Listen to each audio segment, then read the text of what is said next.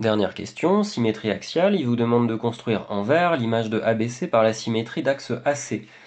Alors déjà, je vais vous le montrer, comment dire, comme ça, de façon pliage, hein. Vous savez qu'une symétrie axiale, c'est ça.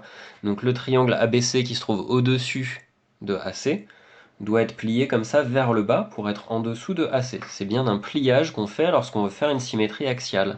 Bon, vu que l'axe de la symétrie c'est AC et que A et C ils sont déjà dessus, bah si on les plie de l'autre côté, ils ne bougent pas eux. Donc le A prime prime prime, on va les appeler cette fois-ci, hein, vu que c'est la troisième figure. Je crois qu'on dit A tierce, quelque chose comme ça. A tierce, ça va être pareil que A, C tierce, ça va être pareil que C, et il faut juste trouver la position de l'image du point B, qui va se trouver quelque part par ici. Alors, je vous avais dit que le plus simple, c'est d'utiliser le compas. Il faut planter, souvenez-vous, n'importe où sur la droite. Alors là, moi, je vais planter sur A et sur C, mais en fait, vous faites ce que vous voulez, hein. Vous mesurez comme ça l'écart entre C et B, et vous le balancez de l'autre côté. Ça vous fait un arc de cercle. Puis vous recommencez pareil avec le point A. Le point A, vous mesurez sa distance jusqu'au point B. Voilà.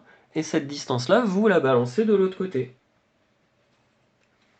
Vous obtenez un croisement, hein, en ayant planté comme ça deux fois, mais je répète, vous pouvez planter n'importe où, hein. Si vous préférez planter ici, ici, ici, ou si vous prolongez, que vous plantez ici, c'est comme vous voulez, vous plantez sur deux points, n'importe lesquels de l'axe de symétrie, vous écartez jusqu'au point B et vous balancez le compas de l'autre côté. On obtient ici notre image du point B.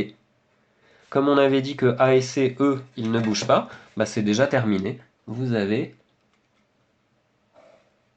le nouveau triangle ABC là,